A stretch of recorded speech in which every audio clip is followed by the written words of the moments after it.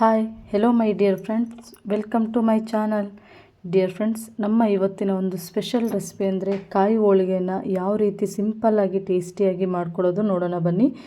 ಈ ಶ್ರಾವಣ ಮಾಸದಲ್ಲಿ ಖಂಡಿತ ಈ ರೆಸಿಪಿನ ಟ್ರೈ ಮಾಡಿ ನೋಡಿ. ಇದನ್ನು ಮಾಡೋದಕ್ಕೆ ಮೊದಲಿಗೆ ಒಂದು 1/4 kg ಮೈದಾ ತೊಗೊಂಡಿದ್ದೀನಿ ನಾನು. 250 ಗ್ರಾಮಷ್ಟು ಮೈದಾ, ನೀವು ಯಾವ ಮೈದಾ ಆದರೂ ಯೂಸ್ ಮಾಡಬಹುದು. ಸೊ ಅದಕ್ಕೆ ಒಂದು ಚಿಟಿಕೆಯಷ್ಟು ಉಪ್ಪನ್ನು ಸೇರಿಸ್ತಾ ಇದ್ದೀನಿ. ಒಂದೇ ಒಂದು ಚಿಟಿಕೆ, ಜಾಸ್ತಿ ಸೇರಿಸಬಾರ್ದು. ಮತ್ತು ಒಂದು 3ರಿಂದ 4 ಟೇಬಲ್ ಸ್ಪೂನಷ್ಟು ಚಿರೋಟಿ ರವೆನ ಆ್ಯಡ್ ಮಾಡ್ತಾ ಇದ್ದೀನಿ. ಇವಾಗ ಇದನ್ನೆಲ್ಲ ಫಸ್ಟ್ ಯಾವುದೇ ರೀತಿ ನೀರನ್ನು ಸೇರಿಸ್ದಿರನೇ ಒಂದು ಸತಿ ಚೆನ್ನಾಗಿ ಮಿಕ್ಸ್ ಮಾಡ್ಕೋಬೇಕಾಗುತ್ತೆ. ಆ ಚಿರೋಟಿ ರವೆ, ಉಪ್ಪು ಮತ್ತು ಎಲ್ಲ ಮಿಕ್ಸ್ ಆಗಬೇಕಾಗುತ್ತೆ. ನಂತರ ಅದಕ್ಕೆ ಸ್ವಲ್ಪ ಸ್ವಲ್ಪ ನೀರನ್ನು ಸೇರಿಸ್ಕೊಳ್ತಾ ಹಿಟ್ಟನ್ನು ಒಂದು ಚೆನ್ನಾಗಿ ಒಬ್ಬಟ್ಟಿನ ಹದಕ್ಕೆ ಕಲಿಸ್ಕೋಬೇಕಾಗುತ್ತೆ. ನೀವು ಬೇಕಾದರೆ ಅರಿಶಿಣದ ಪೌಡ್ರನ್ನು ಯೂಸ್ ಮಾಡಬಹುದು ಇದಕ್ಕೆ. ಸೊ ನಾವು ಕಾಯಿ ಹೋಳಿಗೆ ಆಗಿರೋದ್ರಿಂದ ಯಾವುದೇ ರೀತಿ ಅರಿಶಿಣ ಪೌಡ್ರ್ ಹಾಕ್ತಿಲ್ಲ. ಬೇಕು ಅಂದವರು ಒಂದು ಚಿಟಿಕೆಯಷ್ಟು ಅರಿಶಿಣ ಪುಡಿನ ಸೇರಿಸಿ ಇದನ್ನು ಇದೇ ರೀತಿ ಕಲಿಸ್ಕೋಬೇಕಾಗುತ್ತೆ. ಒಂದೇ ಸತಿ ನೀರು ಜಾಸ್ತಿ ಹಾಕ್ಬಿಡಬೇಡಿ, ಹಿಟ್ಟು ತುಂಬ ನೀರಾಗುತ್ತೆ. ಅದರಿಂದ ಕ್ವಾಂಟಿಟಿ ನೋಡಿಕೊಂಡು ಸ್ವಲ್ಪ ಸ್ವಲ್ಪ ಸೇರಿಸ್ಕೊಳ್ತಾ ಅದನ್ನು ನಾವು ಹಿಟ್ಟು ಕಲಿಸ್ಕೊಂಡ್ರೆ ತುಂಬ ಚೆನ್ನಾಗಿ ಬರುತ್ತೆ. ಇದು ಹೋಳಿಗೆನೂ ಹಿಟ್ಟನ್ನು ಒಂದೇ ಸತಿ ತುಂಬ ಇಸ್ಬಿಟ್ಟು ಅದನ್ನು ಕಲಸೋ ಅವಶ್ಯಕತೆ ಇಲ್ಲ. ನೋಡಿ, ಈ ಹದಕ್ಕೆ ಮಾಡಿಕೊಂಡು ಇವಾಗ ಒಂದು ಸ್ವಲ್ಪ ಎಣ್ಣೆಯನ್ನು ಹಾಕಿ ಒಂದು 5ರಿಂದ 10 ನಿಮಿಷ ನೆನೆಸ್ಬಿಟ್ಟು ಮತ್ತೆ ಇನ್ನೊಂದು ರೌಂಡಲ್ಲಿ ಹಿಟ್ಟನ್ನು ಈ ರೀತಿ ನಾವು ಮಾಡೋದ್ರಿಂದ ಹೋಳಿಗೆಗೆ ಒಳ್ಳೆ ಹದ ಸಿಗುತ್ತೆ. ಸೊ ಒಂದೇ ಸತಿ ನಾವು ಅದನ್ನು ಪೂರ್ತಿ ಸಾಫ್ಟಾಗಿ ಇಸ್ಬೇಕಂದ್ರೆ ಕಷ್ಟ ಆಗುತ್ತೆ. ಅದರಿಂದ ಈ ರೀತಿ ನೋಡಿ, ಈ ಹದ ಆದ ನಂತರ ಅದರ ಮೇಲೆ 2 ಟೇಬಲ್ ಸ್ಪೂನ್ ಎಣ್ಣೆ ಹಾಕಿ ನೆನೆಸಿಟ್ಬಿಡಿ. ನಂತರ ಇದಕ್ಕೆ ಹೂರ್ಣನ ರೆಡಿ ಮಾಡ್ಕೊಳ್ಳೋಣ. ಇವಾಗ 2 ತೆಂಗಿನಕಾಯಿನ ಈ ರೀತಿ ನುಣ್ಣಗೆ ತುರ್ಕೊಂಡಿದ್ದೀನಿ ನೀವು ಎಲ್ಲ, ಅಥವಾ ಸಣ್ಣ ಸಣ್ಣ ಪೀಸ್ ಕಟ್ ಮಾಡಿ ಮಿಕ್ಸಿಗಾದರೂ ಹಾಕ್ಕೋಬಹುದು. ಅಥವಾ ಕೊಬ್ಬರಿ ತುರಿಯೋದಿದ್ದರೆ ಈ ರೀತಿ ಆದಷ್ಟು ನುಣ್ಣಗೆ ತುರ್ಕೊಳ್ಳಿ. ಕಾಯಿ ಹೋಳಿಗೆ ತುಂಬ ಚೆನ್ನಾಗಿ ಬರುತ್ತೆ. ನಾನು ಇದಕ್ಕೆ 2 ತೆಂಗಿನಕಾಯಿ 4 ಚಿಪ್ಪಷ್ಟು ಕೊಬ್ಬರಿನ ಯೂಸ್ ಮಾಡ್ತಾಯಿದ್ದೀನಿ ಇವಾಗ. ನಂತರ ಇದಕ್ಕೆ ಹುರಿದಂತಹ ಕಡಲೆ ಬೀಜ ತೊಗೊಂಡಿದ್ದೀವಿ ನೋಡಿ. 1 ಕಪ್ಪಷ್ಟು ಹುರಿದಂತಹ ಕಡಲೆ ಬೀಜ ಮತ್ತು 1 ಕಪ್ಪಷ್ಟು ಕಡಲೆ ಪಪ್ಪು ಅಂತೀವಲ್ಲ ಅದನ್ನು ತೊಗೊಂಡಿದ್ದೀನಿ. ಇದಕ್ಕೆ ಒಂದು 3-4 ಏಲಕ್ಕಿನ ಸೇರಿಸ್ಕೋಬೇಕಾಗುತ್ತೆ. ನೀವಿದ್ದರೆ ಒಂದು ಸ್ವಲ್ಪ 5ರಿಂದ 6 ಗೋಡಂಬಿನೂ ಸೇರಿಸಿ, ಇದಕ್ಕೆ ತುಂಬ ಟೇಸ್ಟಿಯಾಗಿರುತ್ತೆ. ಒಂದು 4-5 ಗೋಡಂಬಿನೂ ಸೇರಿಸಿ ಇದ್ರ ಜೊತೆ ರುಬ್ಕೊಳ್ಳೋದ್ರಿಂದ ಟೇಸ್ಟ್ ಇನ್ನೂ ತುಂಬ ಚೆನ್ನಾಗಿ ಬರುತ್ತೆ. ನಂತರ ಇವಾಗ ನಮಗೆ ಪೌಡ್ರ್ ರೆಡಿ ಆಯಿತು. ಬೆಲ್ಲ, ಇದಕ್ಕೆ ನಾವು 1/4 kg ಬೆಲ್ಲ ಅಂದರೆ 250 ಗ್ರಾಮ್ ಬೆಲ್ಲ ತೊಗೊಂಡಿದ್ದೀವಿ. ಒಂದು ಜಸ್ಟ್ 4-5 ಟೇಬಲ್ ಸ್ಪೂನಷ್ಟು ಮಾತ್ರ ನೀರನ್ನು ಸೇರಿಸ್ಕೋಬೇಕಾಗುತ್ತೆ. ಜಾಸ್ತಿ ಸೇರಿಸಿದ್ರೆ ಪಾಕ ತುಂಬ ನೀರು ಬರುತ್ತೆ. ಅದಕ್ಕೆ ಒಂದು 4ರಿಂದ 5 ಟೇಬಲ್ ಸ್ಪೂನಷ್ಟು ನೀರನ್ನು ಸೇರಿಸಿ ನೋಡಿ, ಈ ರೀತಿ ಪಾಕ ಬರೋವರೆಗೂ ಅದನ್ನು ಕುದಿಯೋಕ್ಕೆ ಬಿಡಬೇಕಾಗುತ್ತೆ. ಗೊತ್ತಾಗುತ್ತೆ ನಿಮಗೆ, ಬೆರಳಲ್ಲಿ ಒಂದು ಸ್ವಲ್ಪ ಅದ್ದಿ ಅದನ್ನು ಈ ರೀತಿ ಟಚ್ ಮಾಡಿದಾಗ ನಿಮಗೆ ಒಂದು ಲೇಯರ್ ನೋಡಿ ಈ ಥರ ಬರುತ್ತೆ.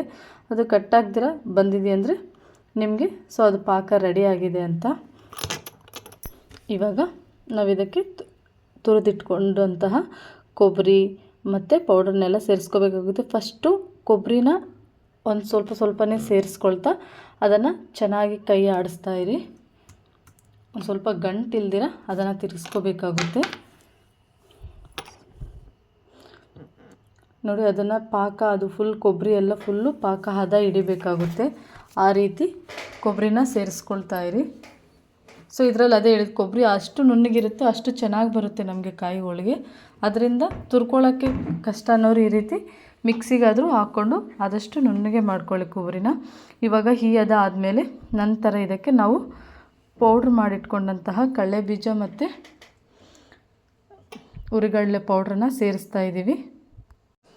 ಇದು ನಿಮಗೆ ಹಿಟ್ಟು ನೋಡ್ಕೊಳ್ಳಿ, ಜಾಸ್ತಿ ಆದರೆ ಪೌಡ್ರ್ ಏನಾದರೂ ಮಿಕ್ಸ್ಕೋಬಹುದು. ಬಟ್ ನೋಡಿಕೊಂಡು ಸ್ವಲ್ಪ ನೀರಿಗೆ ಇರಲಿ, ಏಕೆಂದರೆ ನಿಮಗೆ ಇದು ಒಂದೇ ಸತಿ ತುಂಬ ಗಟ್ಟಿ ಬರಲ್ಲ. ಇದು ಸ್ವಲ್ಪ ಆರಿದ ನಂತರ ನಮಗೆ ಪಾಕ ಕರೆಕ್ಟಾಗಿ ಉಂಡೆಗೆ ಬರುತ್ತೆ. ಅದರಿಂದ ಸೊ ಇವಾಗ ನಾನು ಸ್ಟಾಪ್ ಮಾಡ್ತೀನಿ ನೋಡಿ, ಕರೆಕ್ಟಾಗಿ ಬಂದಿದೆ ಹದ. ಸೊ ಇವಾಗ ನಿಮಗೆ ಅದು ಸ್ವಲ್ಪ ನೀರಿದೆ ಅನಿಸ್ಬಹುದು, ಬಟ್ ಅದು ಡ್ರೈ ಆದಮೇಲೆ ತೋರಿಸ್ತೀನಿ ಎಷ್ಟು ಕರೆಕ್ಟಾಗಿ. ನೋಡಿ, ಅದು ಕೆಳಗಡೆ ತಳ ಬಿಟ್ಕೊಂಡಿದೆಯಲ್ಲ, ಅಷ್ಟು ಪರ್ಫೆಕ್ಟಾಗಿ ನಮಗೆ ಇವಾಗ ಹೂರ್ಣ ರೆಡಿ ಆಗಿದೆ ಅಂತ. ಇವಾಗ ಇದನ್ನು ಒಂದು ಬೌಲ್ಗೆ ತೆಗೆದು ನಾವು ಇಟ್ಬಿಟ್ರೆ ಪರ್ಫೆಕ್ಟಾಗಿ ಅದು ಸ್ವಲ್ಪ ಆರಿದ ತಕ್ಷಣ ಉಂಡೆಗೆ ನಾವು ಹೋಳಿಗೆಗೆ ಪರ್ಫೆಕ್ಟ್ ಹದ ಬರುತ್ತೆ.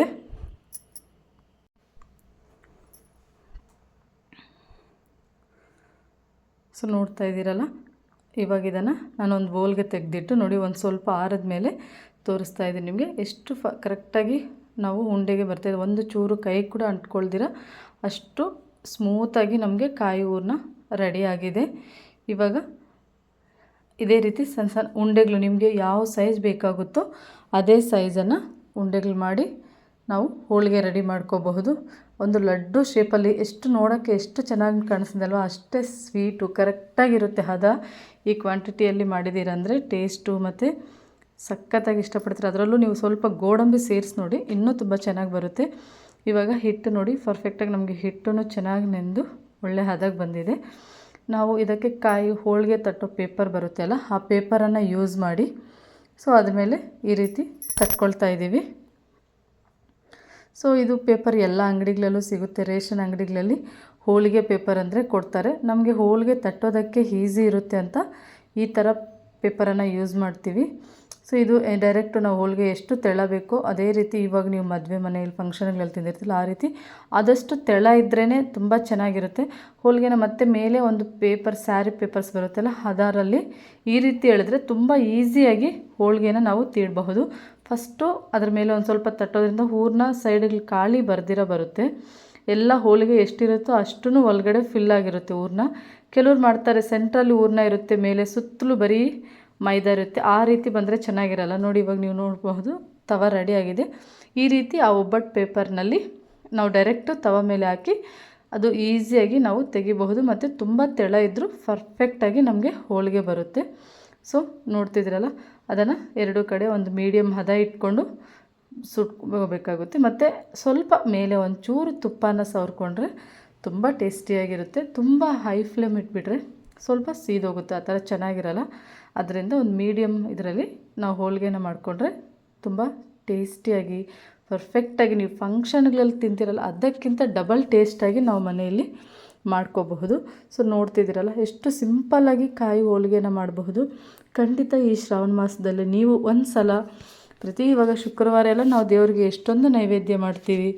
ದೇವ್ರಿಗಿಟ್ಟಿರೋ ಕಲಶಗಳು ಕಾಯಿಗಳು ಎಲ್ಲನೂ ಇರುತ್ತೆ.